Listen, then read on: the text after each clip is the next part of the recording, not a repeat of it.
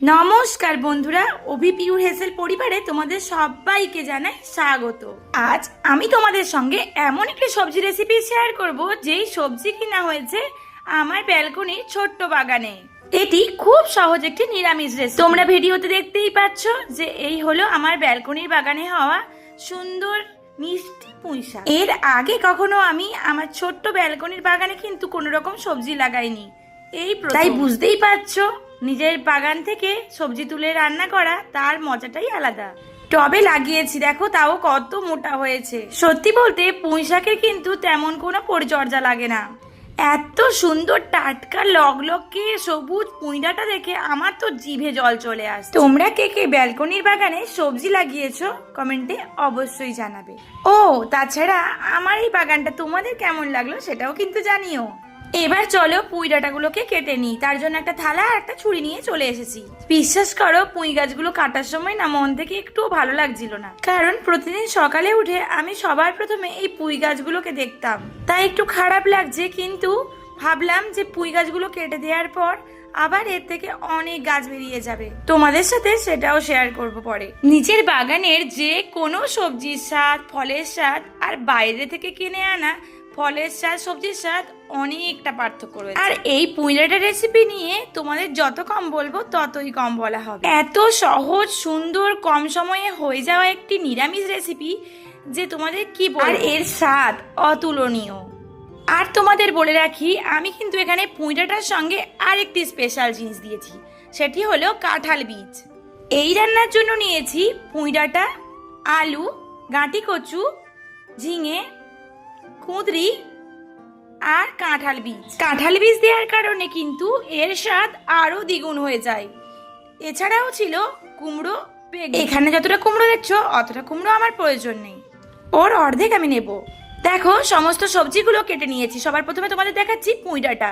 যেগুলো একটু মোটা ছিল সেই পুঁই ডাঁটাগুলো কিন্তু মাঝখান থেকে একটু চিড়ে নিয়েছি, আর নরম অংশগুলো আর কিছু পুঁই পাতাগুলোও কেটে নিয়েছি। এদিকে রয়েছে কাঁঠাল বীজ, কাঁঠাল বীজগুলো মাঝখান থেকে কিন্তু লম্বালম্বি করে কেটে নিয়েছি।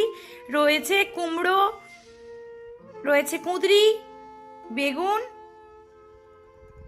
আলু, কাটি কচু, পটল, ঝিঙে। তোমাদের এর আগে পটলটা দেখানো হয়নি তাই পরে দেখিয়ে দিলাম। ব্যাস এই হলো রান্নার প্রয়োজনীয় সবজি। ব্যাস এবার কিন্তু রান্নার জন্য কড়াই বসিয়ে দিলাম, আর কড়াই ভালোভাবে গরম হয়ে গেলে দিয়ে দিলাম 3 চামচ সর্ষের তেল। এই রান্নায় খুব বেশি তেলের প্রয়োজন হয় না, তোমরা চাইলে 2 চামচ তেলেরও ব্যবহার করতে পারো। এবার এর মধ্যে দিয়ে দিলাম শুকনো লঙ্কা। শুকনো লঙ্কা একটু ভাজা ভাজা হয়ে গেলে এর মধ্যে দিয়ে দিলাম 1 চামচ 5 ফোড়ন। এখন কিন্তু তাপমাত্রা মিডিয়ামের থেকে একটু কমে রাখা আছে। এগুলো খুন্তি দিয়ে একটু নেড়ে নিলাম। তারপর এগুলো থেকে খুব সুন্দর গন্ধ বেরোলে এক এক করে সমস্ত সবজিগুলো দিয়ে দিলাম, শুধুমাত্র পুঁই পাতা বাদ দিয়ে। বিশ্বাস করো এই সবজি ভাত দিয়ে খাওয়ার সময় মুখে যখন কাঁঠালের বীজ পড়বে খেতে কিন্তু দারুণ লাগবে। তাই এই সময় বাজারে কিন্তু পাকা কাঁঠাল পাওয়া যাচ্ছে, তাই বাড়িতে নিয়ে এসে এই বীজ দিয়ে একবার এই রেসিপিটা ট্রাই করার অনুরোধ। সমস্ত সবজি দেওয়ার পর খুন্তি দিয়ে একটু নেড়ে নিলাম। তারপর এর মধ্যে আমি দিয়ে দিলাম 1 চামচ হলুদ গুঁড়ো আর 1 চামচ লবণ। এবার সব খুন্তি দিয়ে একটু ভালোভাবে মিশিয়ে নিলাম, আর ওভেনের তাপমাত্রা বাড়িয়ে দিলাম। সবজিগুলো হালকা হালকা ভাজা করে নেব। তারপর এর ওপর দিয়ে দিলাম একটা ঢাকা, যাতে সবজির কোনো কাঁচা গন্ধ না থাকে, এই কারণেই হালকা ভেজে নিয়েছি। 2.5-3 মিনিট পর কিন্তু আমি ঢাকনাটা খুলে দেব। আর একটি কথা, আমি কিন্তু ঢাকনা দেওয়ার পর ওভেনের তাপমাত্রা মিডিয়ামে করে দিয়েছিলাম। দেখে তোমরা বুঝতেই পারছো সবজি কিন্তু অর্ধেকের বেশি সেদ্ধ হয়েই গেছে। তাই এবার এর মধ্যে দিয়ে দিলাম পুঁই পাতা, আর খুন্তি দিয়ে এগুলোকেও ভালোভাবে মিশিয়ে নিলাম। তারপর আরেকবার এর ওপর ঢাকনা দিয়ে দিলাম।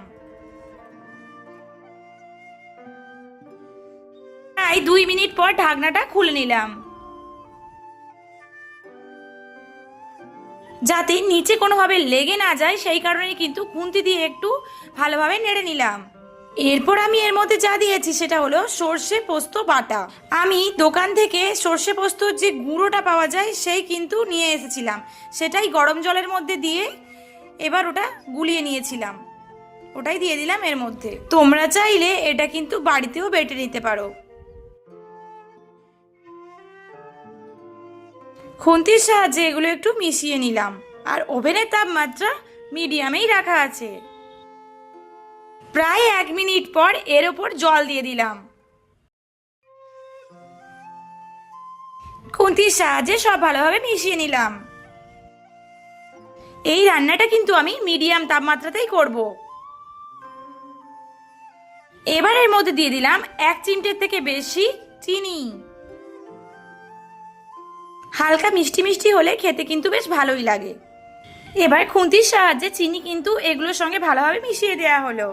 এবার চলো তোমাদের সঙ্গে একটা গল্প শেয়ার করি। বাংলা সাহিত্যের অন্যতম শ্রেষ্ঠ কথাশিল্পী বিভূতিভূষণ বন্দ্যোপাধ্যায়ের একটি হৃদয়স্পর্শী ছোট গল্প হলো পুঁই মাচা, যেখানে গ্রামের এক সাধারণ দরিদ্র পরিবারের জীবন, তাদের সুখ দুঃখ, অভাব অনটন এবং পারিবারিক টানাপোড়েনকে অত্যন্ত মানবিকভাবে তুলে ধরেছেন লেখক। খ্যাতি এক দরিদ্র গ্রামের মেয়ে, সে খুবই সহজ সরল এবং খেতে বড় ভালোবাসে। তাদের সংসারে অভাব অনটন লেগেই থাকে।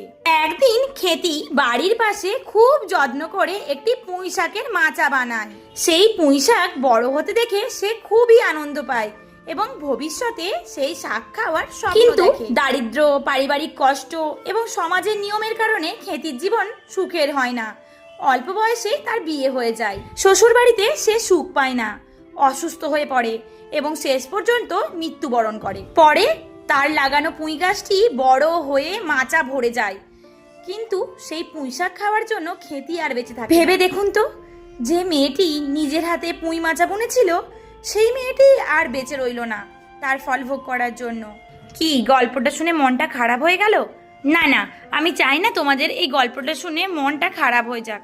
চলো রান্নায় ফেরা যাক। দেখো রান্না কিন্তু আমার প্রায় শেষের দিকে। গরম গরম ভাতের সঙ্গে এই রকম পুঁই ডাঁটার তরকারি, আর কি চাই বলো? তোমাদের শুধু একটা কথাই বলে রাখি, এই রান্নার শেষের দিকে এই কুমড়ো আলু এইগুলোকে একটু ভেঙে ভেঙে দিও, তাহলে দেখো তরকারির স্বাদটা কিন্তু অনেক ভালো হবে আর তরকারিটা অনেক মাখা মাখা হবে।